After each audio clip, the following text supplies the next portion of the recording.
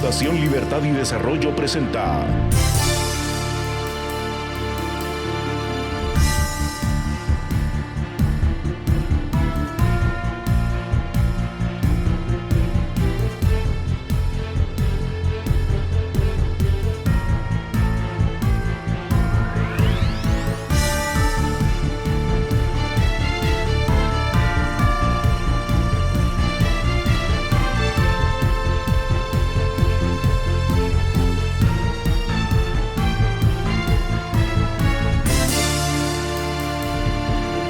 Razón de Estado con Dionisio Gutiérrez.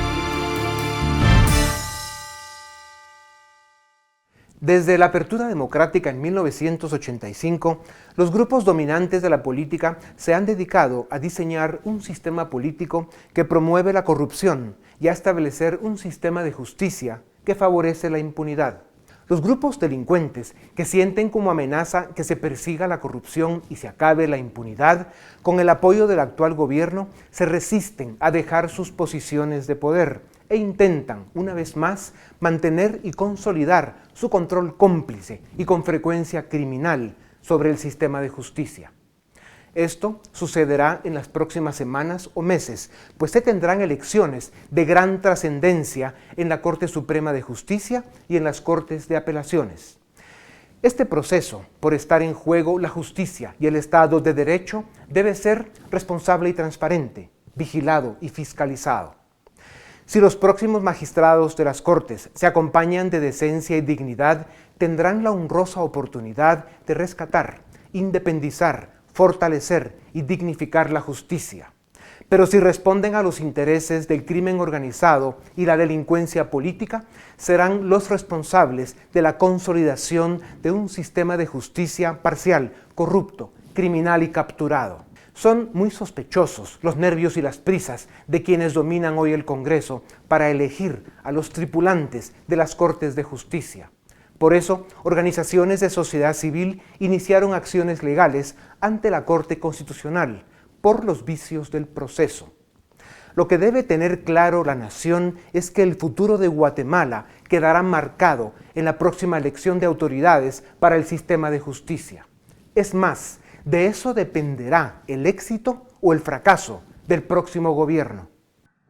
La democracia no se defiende sola, necesita al ciudadano.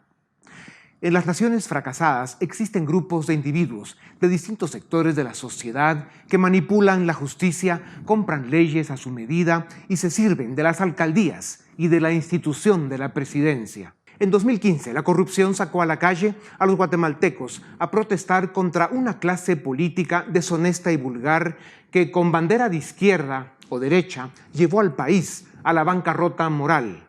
Guatemala no aguanta 4 años más de fracasos y decepciones. La democracia triunfa cuando los poderes del Estado constituyen una república donde el Estado de Derecho es el fundamento, el respeto a la justicia es la esencia de la cultura en la sociedad y la defensa de la libertad, el compromiso irrevocable. La democracia no se defiende sola. Un Estado sin justicia y sin leyes es un Estado fracasado y condenado a la oscuridad. Hasta 2015, nuestro sistema político había formado un club de intocables, protegidos por antejuicios e inmunidades, delincuentes apadrinados por cortes y juzgados que eran responsables de la profundización en la captura del Estado y causantes del fracaso continuado de nuestro país. En los últimos 4 años, algunas cosas empezaron a cambiar y hoy vemos personajes procesados y detenidos de varios sectores de la sociedad que jamás pensaron que verían la cara de la justicia. Como lo confirma la evolución de la humanidad, hasta para perseguir bandidos se cometen errores, excesos y abusos que se deben corregir. Pero hoy los avances de la justicia se ven amenazados.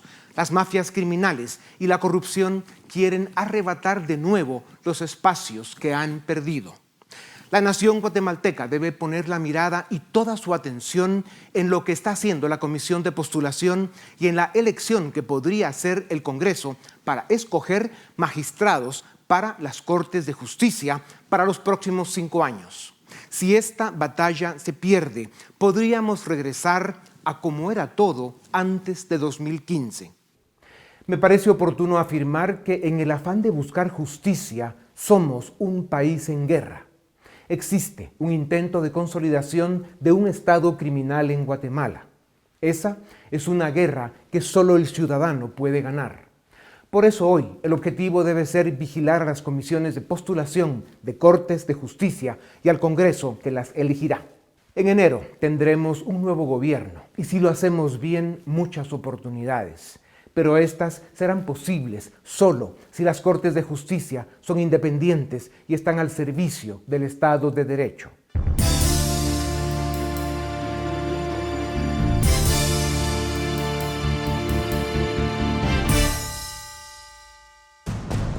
El 11 de agosto, Guatemala se salvó de caer en manos del populismo, de las ambiciones dictatoriales y de los candidatos que se asocian al crimen organizado para alcanzar el poder. Hoy, Guatemala lucha otra batalla igual de trascendente para el futuro: la elección de las altas cortes de justicia. La amenaza es clara. Los políticos delincuentes, los corruptos con procesos penales, los encarcelados en Mariscal Zavala, los operadores del crimen organizado, los listos oportunistas y otros desorientados quieren elegir magistrados afines a sus intereses. La intención es fracturar y detener la lucha contra la corrupción y revertir las pocas condenas que se alcanzaron en los últimos años. En su afán de capturar la justicia, quienes juegan a la captura del Estado, no les importó integrar comisiones de postulación mediante procedimientos anómalos. Incumplieron la obligación de evaluar a los jueces de carrera y sin vergüenza alguna, intentaron alterar las calificaciones de los candidatos para favorecer a sus camaradas. Por ello, la resolución de la Corte de Constitucionalidad es audaz pero valiente y oportuna. El alto tribunal decidió que la elección de representantes del Instituto de Magistrados debe repetirse y ordenó que se proceda a realizar la evaluación de los jueces de carrera de acuerdo con los requisitos de ley. Ahora bien, es cierto que la Constitución es clara en los plazos improrrogables y perentorios de los funcionarios, y hay juristas serios que opinan que violarlos es un fraude constitucional y legal. El drama está en que se ha politizado la justicia a tal extremo que está en peligro la misma sobrevivencia del Estado democrático y republicano. Hay quienes defienden las formas porque eso les permite mantener el fondo lleno de aserrín y estiércol. Argumentan que nos encontramos al borde de un golpe de Estado, pues prefieren cumplir con la solemnidad de los plazos, aun si eso implica entregar las cortes a las mafias. Y quienes están dispuestos a forzar las formas buscan, o al menos eso queremos creer, rescatar el fondo y devolver al país la oportunidad de construir un sistema de justicia digno de su nombre. Como no podía ser de otra forma, a los oportunistas, a los corruptos y los operadores del crimen organizado, la resolución de la CC les cayó como balde de agua fría, pues puso en jaque sus perversas intenciones. También es válido afirmar que no es cierto que estemos a la vuelta de una crisis. La respuesta al dilema está en repetir la experiencia de 2014, cuando la CC suspendió temporalmente la elección de magistrados. En esa ocasión, al momento de otorgar el amparo, el tribunal resolvió que los magistrados en funciones debían mantenerse en sus cargos mientras concluía la elección de nuevas cortes.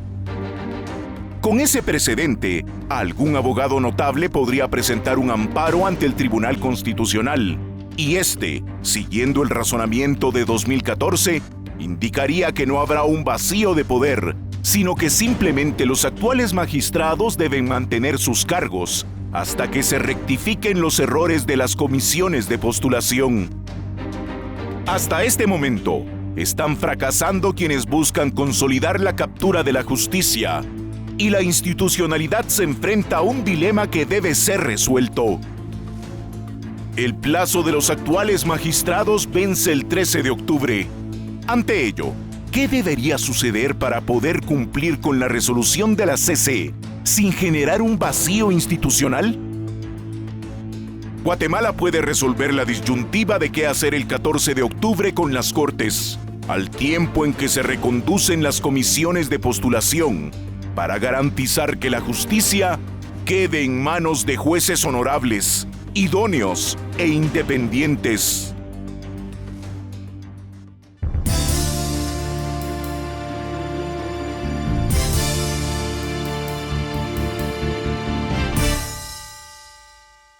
Bienvenidos al debate en Razón de Estado. Hoy nos acompañan dos juristas. En primer lugar, el licenciado Estuardo Ralón, que él es abogado y notario, también presidente del CEDECON.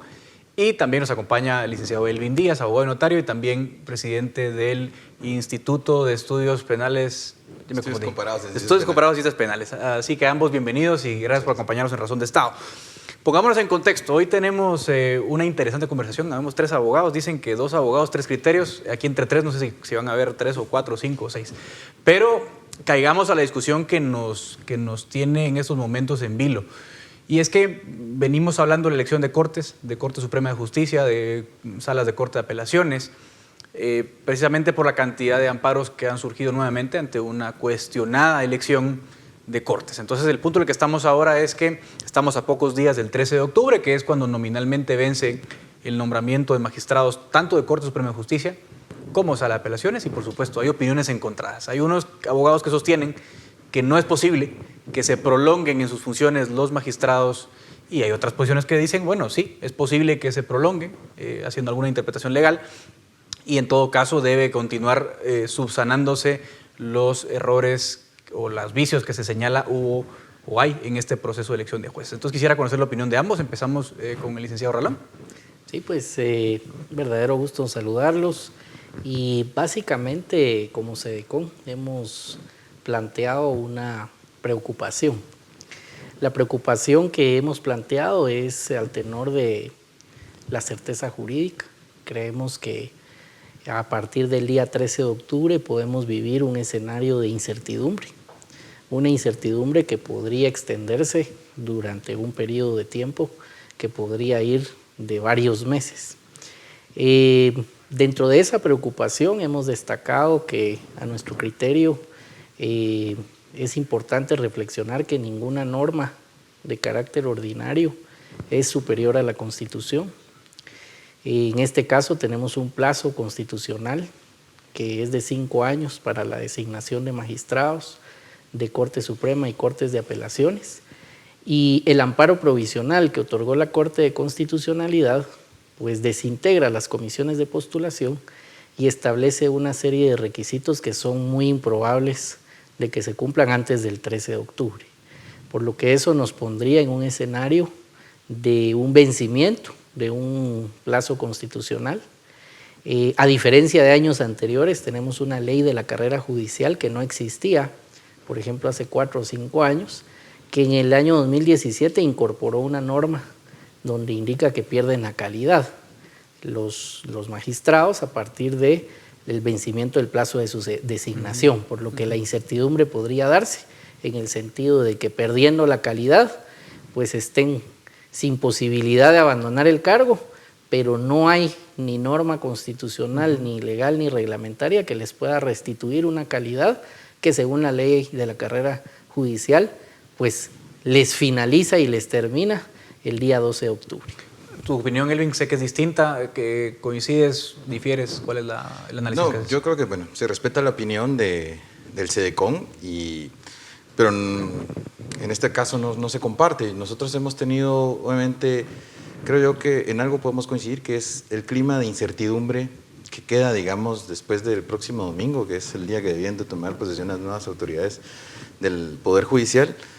Pero obviamente aquí hay situaciones que hay que ponderar y hay que hablar muy en concreto, y a veces creo yo que también más allá de tener una opinión jurídica distinta, es lo que estamos también pues, transmitiendo, y es a quién nos estamos dirigiendo, y es la ciudadanía en general, y que tenga que comprender qué está pasando. Yo entiendo, digamos, del plazo constitucional, el plazo, digamos, de los 5 años, pero creo que aquí también hay que hacer un ejercicio de integración de la norma. Yo creo que nuestra Constitución no da la salida, digamos, en casos distintos. Hay situaciones en las que se indica cuál podría ser la salida, y en este caso no. Entonces tenemos que acudir, y ahí creo yo que el LIC también hace esa integración de acudir a la norma ordinaria. Yo no creo que la norma ordinaria, digamos, en este caso, si bien ya se mencionó la ley de carrera judicial, la situación en la que se puede incurrir, digamos, el hecho de que si ponderamos, es decir, el próximo 13 deban de dejar el cargo los magistrados, cosa que no compartimos nosotros porque no han sido nombrados sus sustitutos, hay que también aplicar lo que establece el artículo 71 de la ley del organismo judicial, que es una ley también que regula la organización y funcionamiento de este poder judicial. Y ahí me parece a mí que entonces, como la Constitución no nos está dando esta situación de poder resolverlo, porque prácticamente estamos a que ya es un hecho que el 13 de octubre no van a haber nuevos magistrados, tenemos que hacer un ejercicio de integración de la norma. Y ahí creo yo que la Corte de Constitucionalidad lo que está tratando de transmitir es que si ponderamos la situación de que el proceso de cortes que se estaba desarrollando tenía serios vicios, creo yo que hay que ponderar, o es el plazo constitucional, o qué es lo que quiere también la ciudadanía, y que creo que aspiramos todas y todos, y también como juristas, es que existan magistrados, digamos, independientes, y que un proceso se lleve, digamos, sin ningún vicio. Entonces esa es la situación. Y entonces el artículo 71, y eso es lo que quiero decir, viene a dar una solución, me parece, a nosotros nos parece, digamos, que da una solución, y que ha sido como un precedente que se ha utilizado en otras situaciones parecidas. Y también es un precedente que existe para otras instituciones que tienen su propio plazo constitucional, Ministerio Público, Contraloría General de Cuentas. ¿A qué van, digamos, estas instituciones cuando pasa esta situación? A su ley orgánica. Y en su ley orgánica se desarrolla la situación, que obvio, es una situación excepcional, ¿verdad? O sea, no es que esto vaya a pasar siempre. Para que lo entiendan en casa, porque a veces los abogados pues, somos muy técnicos y cuesta un poco entender. Aquí la gran pregunta es ¿qué hacemos? Porque la Constitución nos dice que duran 5 años en funciones. Claro. Esto materialmente no es posible tenerlos nombrados de aquí el próximo domingo. Ya no es posible. Por ejemplo, para ir dando conclusiones, en el caso del presidente de la República, porque hay preguntas, ¿no?, que dicen, bueno, ¿qué pasa con el presidente de la República? ¿Se podría prolongar? En el caso del presidente de la República, no se puede prolongar porque la Constitución dice, si no hay presidente electo el 14 de enero, pues el Congreso desconoce al presidente, toma control de las Fuerzas Armadas, digamos, hay una salida. Pero en el caso de los jueces no hay nada, entonces tenemos que ir a buscar la solución. La gran pregunta, licenciado Ralón, es, bueno, ¿qué solución le podemos encontrar al problema? Ya que no hay cortes nombradas de aquí al domingo, alguna solución tiene que haber. Y si no es la prolongación del nombramiento de los jueces, entonces, ¿qué salida hay? Sí, yo quisiera, antes de responder la pregunta, tal vez remarcar algunos conceptos. El primero de ellos es que, obviamente, lo que nosotros hemos manifestado no es el abandono o no del cargo, sino que por ley que está vigente, la ley de la carrera judicial, pierden la calidad.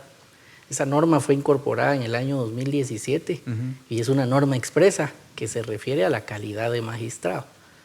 No hay nada en el ordenamiento jurídico ni en la ley del organismo judicial, porque el artículo 71 no les regresa una calidad que han perdido por, digamos, una norma expresa. De hecho, en la propia ley del organismo judicial se habla que aplica supletoriamente cuando no hay norma expresa. Aquí sí la hay en la ley de la carrera judicial. Hay dos también situaciones que hemos nosotros mencionado de una posibilidad de entrar en una crisis constitucional que se vaya prolongando en el tiempo. Y voy a citar 2 artículos de la ley del organismo judicial. El artículo 3. El artículo 3 dice que no se puede alegar práctica en contrario para inobservar una ley. Entonces, hacer referencia a algún precedente cuando no estaba la ley de la carrera judicial, ahora que sí la hay, no podría alegarse práctica en contrario para inobservar la ley de la carrera judicial.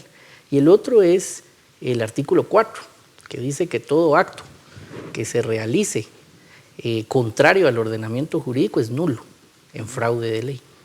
Si a partir del domingo 13 de octubre han perdido la calidad los magistrados, no pueden abandonar el cargo para no incurrir en algún, digamos, una responsabilidad. Pero la legitimidad de firmar no la tienen ni en base a la Constitución, ni en base a la ley de la carrera judicial, ni en base a la ley del organismo judicial. Entonces, lo que puede ocurrir es que entremos en una incertidumbre de parálisis, en donde no se firmen resoluciones de trámite o de fondo, y donde veamos un devenir administrativo quizás del pago de salarios. Son alrededor de 12,000 empleados o servidores, digamos, servicios del organismo judicial, pero que no tengamos una certeza jurídica para resolver las controversias. Entonces, ¿cómo se resuelve cuando hay una vulneración constitucional? ¿Cómo regresar a la constitucionalidad? Hace 4 o 5 años se regresó con una sentencia definitiva.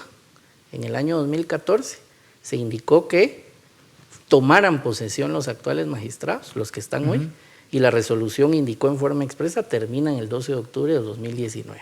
O sea que se recondujo, restableciendo que... Sí, porque la Corte la vez pasada la nombran en habían noviembre. designado. Así es. Así es, ya era toma de posesión. Acá es una situación donde hay ley de la carrera judicial, donde se desintegran las comisiones, no hay todavía designados. Entonces, ¿cómo retomar el proceso? Porque que exista reglamento, ha pasado 1 año y medio y no existe, no sabemos cuánto más va a pasar. Una evaluación de desempeño puede demorar de 4 a 6 meses y para que estén firmes esas evaluaciones se tendrían que agotar los recursos administrativos y legales. Es decir, que la incertidumbre podría demorar no solo meses, sino, por ejemplo, 1 año, 1 año y medio, y que esta incertidumbre vaya, digamos, generando sus efectos en el tiempo. Claro, a mí me cuesta pensar que no hay una solución. O sea, ¿tendría que entrar entonces en una crisis constitucional? No. ¿O estamos, ¿cuál es su opinión? No, yo creo que esa es una situación que acá sí hay que ser bastante profundo en el análisis. Y yo entiendo, digamos, mejor dicho, lo que ha señalado el colega, pero hay que ponderarlo porque también y creo que me voy a circunscribir a tu pregunta puntual, ¿qué hacemos? Y es realmente... Que la pregunta es esa, ¿no? ¿Qué hacemos? No, simplemente yo creo que la jurisprudencia de la Corte, tanto de Corte de Constitucionalidad como la Corte Interamericana de Derechos Humanos a la que el Estado de Guatemala está sujeto, o sea, y aprovechando que también estaba el futuro comisionado, digamos, de la Corte Interamericana, es como también buscar elementos de lo que el sistema interamericano nos puede ofrecer. Y acá, digamos, yo creo que el primer punto es el servicio de justicia es una función esencial, continua, gratuita y que no se puede interrumpir por ninguna forma. Y tenemos un problema. El problema está puesto sobre la mesa. El próximo 3 de octubre no van a haber magistrados electos para iniciar un nuevo periodo constitucional. ¿Qué hacemos en esa situación? Y ahí yo creo que tenemos que hacer una integración normativa, una aplicación de principios y tenemos que tomar estándares también interamericanos en los que son aplicables para el Estado de Guatemala. Yo creo que de una u otra forma el acceso a la justicia se vería interrumpido y afectado, digamos, por el caso de que los magistrados crean de que pierden su calidad. Yo no comparto totalmente ese criterio que el colega está mencionando. Yo creo, digamos, al igual que se hace referencia a la resolución de hace 5 años que se detuvo el proceso y que fue casi 1 mes y medio que se prolongó la toma de posesión, también la misma Corte, y aquí creo que esta Corte sí falla en su resolución, en su auto del 16 de septiembre, no indica cómo debe resolverse. Situación que nos ha llevado a que la actual Corte Suprema de Justicia, tengo entendido que la semana pasada se aprobó en el Pleno generar una opinión consultiva a la Corte Constitucional para que les indique, bueno, ¿qué aplicamos? Si el 70 de la ley de carrera o aplicamos el 71, digamos, de la ley del organismo judicial, pero claro, esto se tiene que resolver, al menos que la Corte de Constitucionalidad dé la pauta, digamos, para entenderlo. Pero si me preguntan mi criterio, digamos, yo creo que la ley es bastante clara, los estándares en la Corte Interamericana también son bastante claros como para tener luces, al menos creo yo, que el servicio de justicia tiene que servirse prestando y estos funcionarios son quienes deben de continuar en ese cargo. Si no, yo creo que implicaría un problema más, y esto también se lo digo a los magistrados de apelaciones y de la Corte Suprema que nos escuchan, es simplemente no se puede abandonar el cargo, tienen que seguir en el ejercicio del cargo porque es un servicio imprescindible el que están prestando al Estado. Bueno, en resumen, tenemos que esperar qué dice la Corte de Constitucionalidad, cómo le da resolución a este problema. Nuevamente estamos en un dilema que va a resolver ellos. Quiero aprovechar los últimos minutos que nos quedan un poco para preguntarles, bueno, ya está el problema en la mesa, va a haber que reanudar comisiones de postulación. ¿Cómo podemos salvar el proceso? Porque la Corte lo que está diciendo es, miren, evalúen a los jueces, que básicamente fue lo que motivó la resolución. Licenciado Ralón, ¿qué queda de aquí en adelante para reconducir el proceso? Y más que todo en una opinión le pregunto, ¿de cuántos meses podemos estar hablando?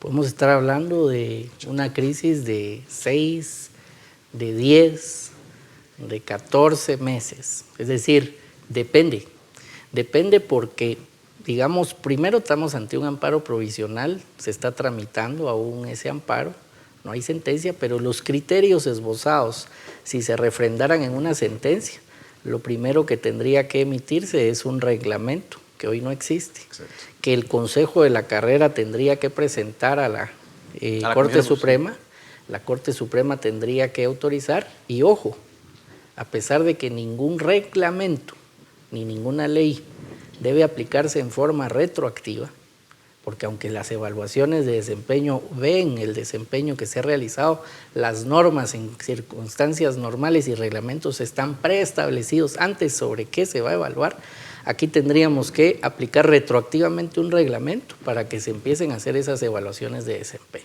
Otra violación constitucional y retroactividad de reglamentos y leyes. Dentro del sistema interamericano, y qué bueno que se menciona, existen pautas que la Corte pudo haber esbozado en su resolución, que no esbozó, que no necesariamente la solución era que se ejecute o realice un reglamento que hoy no existe para luego aplicarlo en forma retroactiva, sino como lo ha hecho en otras resoluciones, en donde ha paralizado inversiones de minas, de hidroeléctricas, donde no hay reglamentos para ciertas obligaciones internacionales, ha establecido criterios de cómo realizarlo. Acá rechazó todos los recursos de aclaración y ampliación, no aclaró la resolución, no la amplió, no esbozó esos criterios. Entonces, hasta que tengamos esos criterios establecidos podremos tener un tiempo, pero el día de hoy es incierto. ¿Cómo lo dice Díaz? O sea, ¿qué se puede hacer? O sea, ¿qué procede?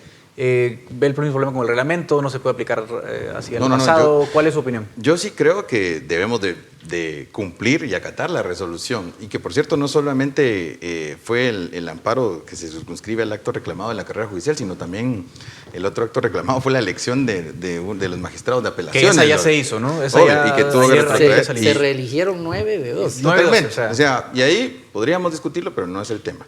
Y entonces, yo lo que creo respecto a la evaluación es que se debe dar, obviamente, con todos los estándares. Yo sí creo que es una lástima, porque yo creo que lo que dice el licenciado Ralón es medianamente cierto, porque en el sentido de que en la Corte tuvo la oportunidad en la aclaración de poder de esbozarlo.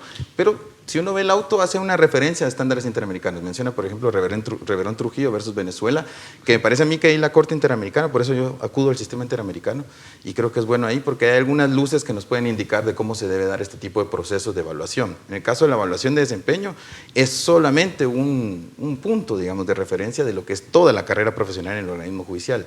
Yo sí creo yo no comparto el criterio de que sea retroactivo. Yo creo que sí se debe de dar nuevas disposiciones y emitirse y llevarse a cabo la evaluación. Si bien, digamos, la ley se aprobó en el 2016, el periodo de evaluación debe correr a partir de ahí. Entonces, no antes, pues, en eso sí estoy de acuerdo. O sea, en función de cuándo se tiene que crear, digamos, llevar a cabo la evaluación, es una cuestión que también, pues, si se puede sentar el criterio, sería adecuado. Pero creo que debe llevarse a cabo la evaluación. Aquí el responsable, quiero dejarlo bastante claro, es el Consejo de la Carrera Judicial. Por eso les iba a preguntar, ¿qué consecuencias debe haber también para un Consejo de la Carrera Judicial que tiene 2 años y no para un reglamento? Perdón por adelantarme, pero el Consejo de la Carrera tiene mucha responsabilidad y nadie está señalando al principal causante de esta crisis. ¿Pero no deberían renunciar los mínimamente? ¿Qué piensan mínimamente. Pues no sé si renunciar, sino yo diría que todos son responsables legales de sus actos. Yo creo que aquí hay responsabilidad del Consejo, de la Corte y de la Corte de Constitucionalidad. También, según el artículo 69, que nunca ha sido interpretado, sobre el cual no hay jurisprudencia, son responsables con arreglo a la ley de sus resoluciones. Claro. Entonces, se pudo haber evitado. Y voy a poner un ejemplo. Es la segunda vez que vota el evento, porque en la primera ocasión ignoró el artículo de la ley de la carrera judicial que dice que la convocatoria podía ser con por lo menos 6 meses de anticipación. No aplicó la ley de la carrera judicial, fue la ley de comisiones, fue la ley de comisiones de postulación y circunscribió todo a 2 meses. En menos de 6 meses emite una resolución donde dice no, ahora con base a la ley de la carrera judicial voto el evento. ¿Cómo es posible que el evento se caiga por una corte ignorando en su primera resolución la ley de la carrera judicial sobre la cual ahora argumenta que es la que hace retroceder el procedimiento? Claro. Esa contradicción también pudo haberse evitado.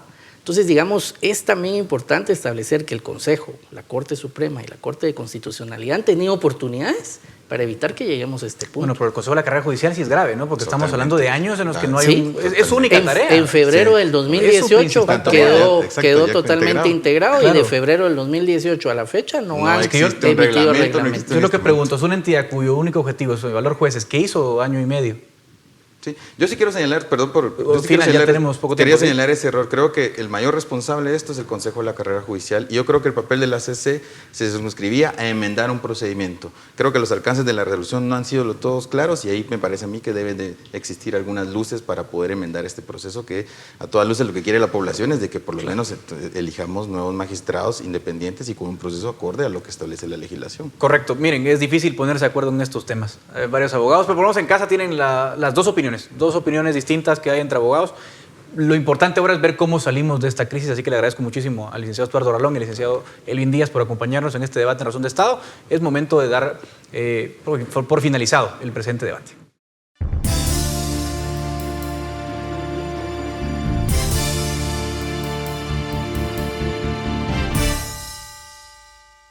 En este segundo debate de Razón de Estado queremos discutir sobre cómo construir un sistema de justicia realmente independiente. Y tenemos a dos abogados y un politólogo. En primer lugar, a Philip Chicola, director del área política de la Fundación Libertad y Desarrollo, Carlos Paz Archila, abogado, y Edgar Ortiz, que cambió de papel y no está de moderador, sino como lo vamos a entrevistar en esta ocasión, director del área jurídica de la Fundación Libertad y Desarrollo. Gracias por estar en Razón de Estado. A ver, Carlos, empecemos contigo. ¿Cómo construir un sistema de justicia independiente en un país que se ha caracterizado por la impunidad, por la falta de Estado de Derecho? ¿Cómo le hacemos?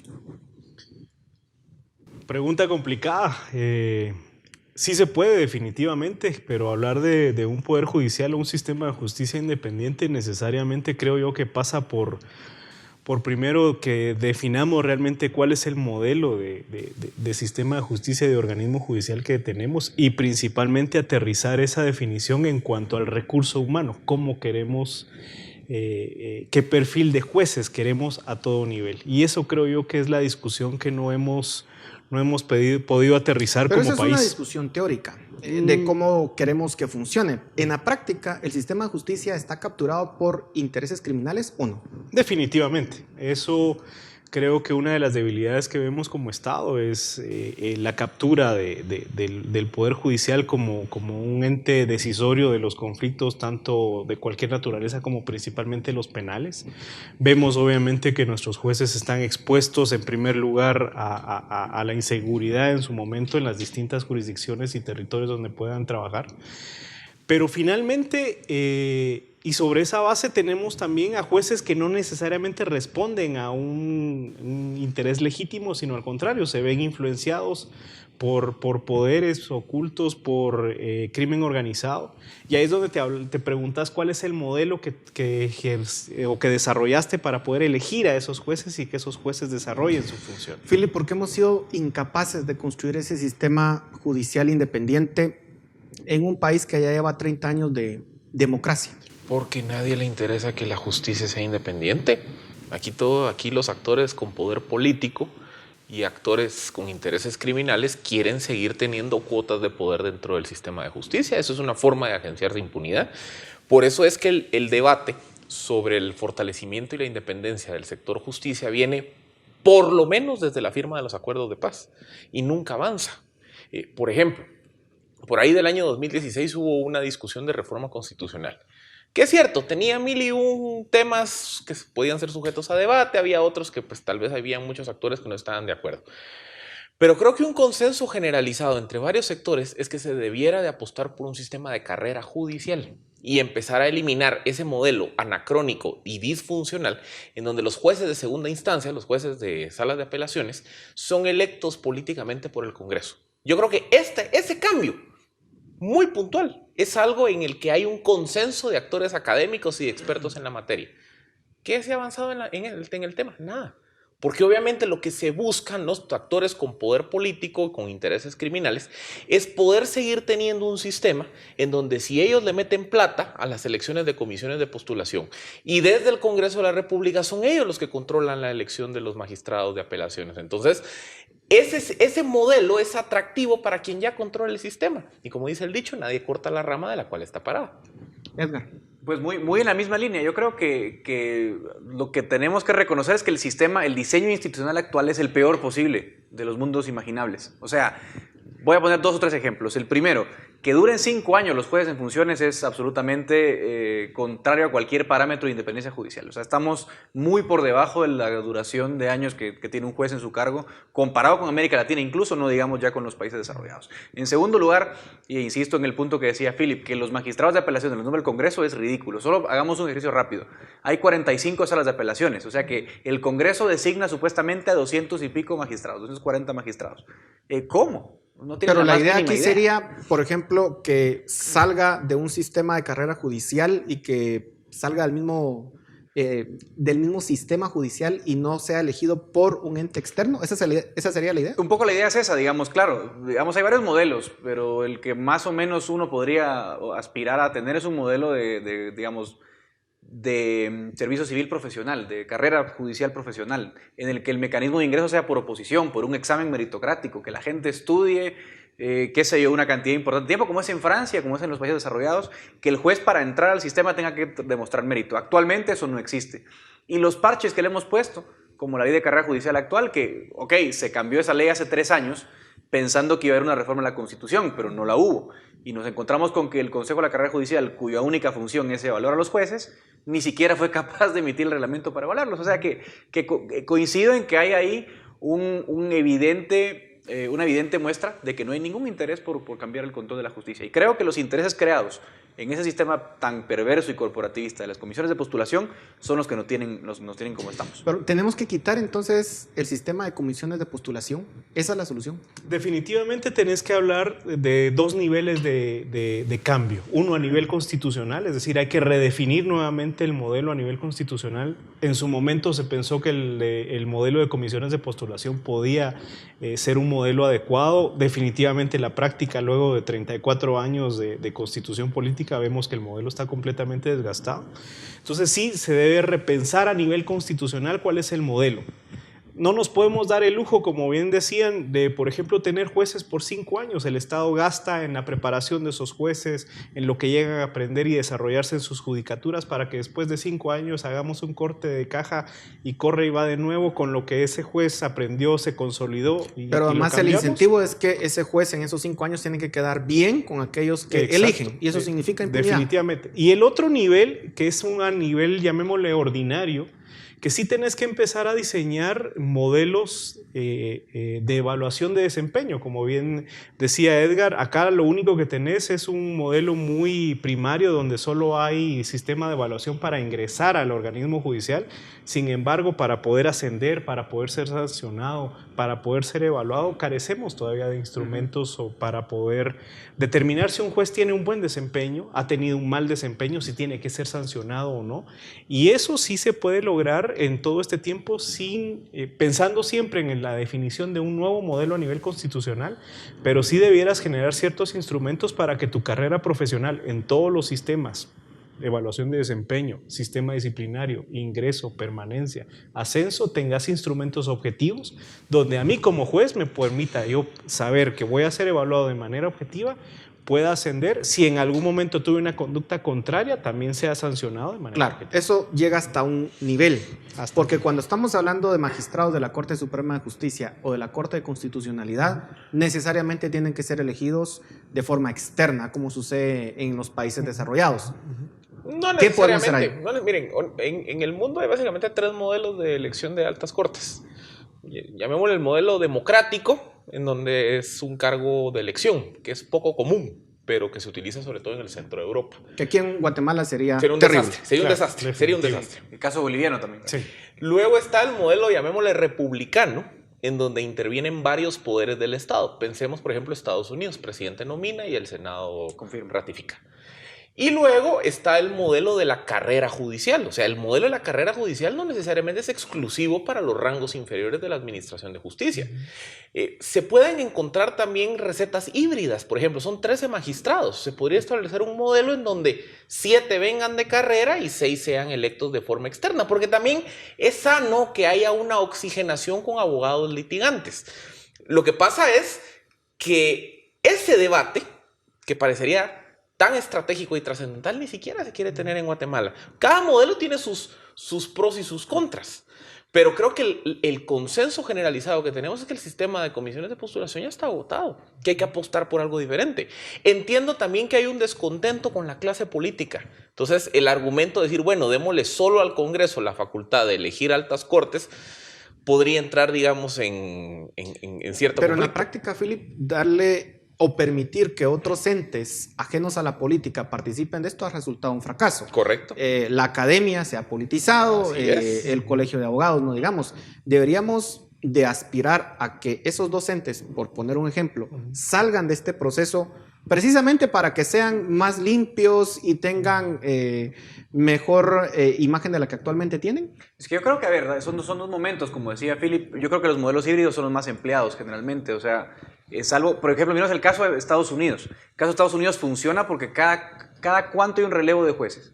Pues cada 5 años que se muere un juez. Entonces es muy fácil que el escrutinio público sirva como balance, en primer lugar. En segundo lugar, en el modelo americano, en el que es exclusivamente político el nombramiento, también hay un filtro, llamémoslo así, informal, que se debe al prestigio de abogados. Ustedes vean quiénes son los magistrados de la Suprema Corte de Estados Unidos, todos son de Columbia, Yale o Harvard. O sea, ahí hay un claro filtro, digamos, elitista que permite al sistema funcionar. Pero en Estados Unidos, por ejemplo, las universidades no participan del proceso de elección. Exactamente, pero digo que por el diseño de ellos, claro, es fácil someter la discusión al ámbito político porque vamos a discutir el nombramiento de un juez. El año pasado, cuando nombraron a Brett Kavanaugh como juez, fue discusión de 6 meses. Y todo el público estaba atento de quién iba a ser el sucesor. Ahora, si nombramos 6, 7, 8 jueces, o como hacemos en Guatemala, 13 de un solo golpe, es mucho más difícil que haya un instrumento, digamos, de contrapeso al ojo público. Entonces hay que buscar un modelo híbrido en el que, claro, la decisión en última instancia sí debería recaer sobre el Congreso, por ejemplo, a la hora de confirmar un nombramiento, pero quizás pensar mejor quién va a ser ese primer filtro que vaya a proponer a los magistrados. Yo creo que eso te lleva a la discusión realmente de cuál es el rol y cuál debería ser el perfil de lo que se conocen como consejos de la judicatura, o en el caso nuestro el Consejo de la Carrera Judicial, que nosotros tenemos una especie de Consejo de la Carrera Judicial meramente formal porque volvemos nuevamente a la limitante del modelo constitucional, pero precisamente para evitar esa politización es que surgen figuras o entes de esa naturaleza que te administran todo el proceso, por ejemplo, de selección o incluso el filtro que hablaba Edgar, para decir, bueno, estos pueden ser los mejores perfiles para ocupar una magistratura de apelaciones o de Corte Suprema. Ese es el que podemos en algún momento someter a consideración del Congreso, pero ya limitas incluso la decisión política a un perfil ya previamente definido y obtenido objetivamente por un órgano especializado que conoce de la materia. Acá incluso pues, nuestro Consejo de la Carrera, no solo en su diseño legal, sino a nivel institucional, está claro que está por los suelos. Phil, mencionabas que en el 2016 fracasó ese intento de reforma. Hoy en día no hay nadie, un ente con suficiente poder político que esté impulsando este tema. Básicamente está muerto. Así es. ¿De qué forma se puede resucitar la reforma del sistema de justicia? ¿Quién la tiene que liderar? Por ejemplo, podríamos ver un escenario en donde el presidente electo, Alejandro Yamatei, cuando tome posesión, impulse esto. Es una posibilidad. Yo creo que muchas veces los momentos de las reformas ocurren como consecuencia de crisis políticas o crisis institucionales. Ahí justamente estamos en el debate de decir, bueno, probablemente vamos a llegar al domingo, no va a haber nueva magistratura electa, entonces se va a generar, digamos, un escenario institucionalmente complejo. Hay salidas, hay que decirlo, y creo que eso nos debería de invitar a reflexionar sobre el agotamiento del sistema de comisiones de postulación. Yo sí creería que el siguiente presidente, el siguiente Congreso, bien podrían tomar la iniciativa de generar un esfuerzo, una propuesta de reforma del sector justicia, porque esa es la pata que ha quedado más coja de la mesa. Porque en todo el resto del sistema, digamos, el sistema de compras y contrataciones, el sistema electoral, pues se le ha medio chapuceado el modelo. El sistema de justicia ni se ha querido tocar. Y también hay una razón por la que no se ha querido tocar. Porque se requiere abrir la Constitución. O sea, las reformas que se pueden hacer vía leyes ordinarias tienden a ser muy limitadas. Por ejemplo, si se quiere incluir a los magistrados de apelaciones dentro de un sistema de carrera judicial, eso requiere una reforma constitucional. Y entonces ahí es donde ya se le empiezan a parar los pelos a mucha gente. Ahí es donde, por eso les digo, yo creo que se necesita liderazgo político. Que y ese quizá... miedo también puede ser racional en alguna forma, digamos. Sí, pero tocar también... la Constitución con los actores políticos que tenemos tampoco es... Claro. Pero también hay un momento en donde uno se pregunta, bueno, ¿de verdad le tenés tanto miedo al cambio de unas normas constitucionales? ¿O es que sencillamente ya te acomodaste con el modelo que hay? ¿Cómo hacer impulsar una reforma de una forma controlada en donde se tenga cierta garantía que no se van a querer tocar otros aspectos de la Constitución y ceñirnos estrictamente a este tema, que es el miedo de muchos, ¿no? Yo creo que, si nos escuchan en este momento, políticos con la suficiente madurez para entender el problema, la conclusión de un estadista debería ser, miren, esta coyuntura de hoy debería servir para plantear una reforma. Yo creo que el primer paso es convocar a abogados notables y acotar la reforma al puro diseño de la carrera judicial, o sea, no meternos en creatividades y en ideas, digamos, maximalistas. Es decir, miren, hay un problema. No es la primera vez que estamos en una crisis, es la tercera vez desde 2009, 2014, 2019, 3 veces seguidas en las que hay problemas en la elección de magistrados. Entonces, por eso digo que sí, en ese punto de acuerdo. Acotarlo yo creo que es muy importante y por eso llamo yo a la idea de los notables. Lo que pasa es que miren hasta dónde puede llegar la tensión.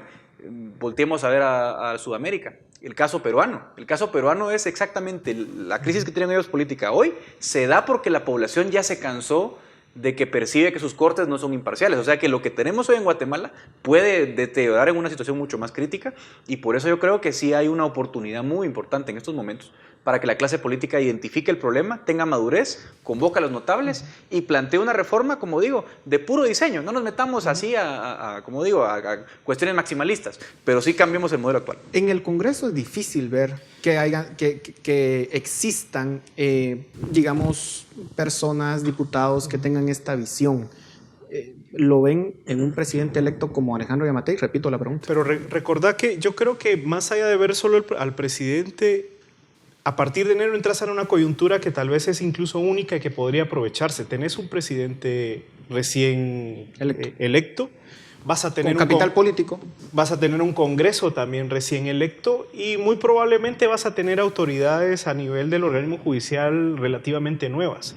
Creo que es una coyuntura que podría aprovecharse para tener ese nivel de madurez para reflexionar sobre, bueno, hemos atravesado una crisis que nos ha dejado debilitados completamente y principalmente en el sistema de justicia. Creo que podría ser una buena coyuntura para llamar a esa unidad para poder resolver un problema puntual a nivel constitucional. En los pocos minutos que nos quedan, un punto muy crítico ha sido el papel de la Corte de Constitucionalidad en todo esto. Y muchos plantean la posibilidad de que quitemos a la Corte de nuestro sistema, básicamente. ¿Cómo lo ven? Lo que pasa es que aquí estamos siendo casuísticos por una muy sencilla razón. Históricamente la Corte de Constitucionalidad siempre tuvo criterios favorables al poder. Esta Corte, su carácter extraordinario, ha sido que esta es la Corte más contrapoder de la historia democrática del país. Entonces la molestia no es con el modelo, es con el hecho de que las resoluciones de la Corte no han ido en sintonía con el Poder Ejecutivo, Legislativo y otros actores de poder. Pero antes de esta magistratura 2016-2021, las Cortes anteriores generalmente resolvían con el poder. Entonces, aquí digamos, todo ese debate de decir sí, que disolvamos la Corte, que cambiemos el modelo, me parece más casuístico que consecuencia, digamos, de una reflexión más profunda. Pero en todo caso, lo que se quiere es que la Corte sea un balance de poder. Claro. Sí. Las personas deberían de celebrar eso.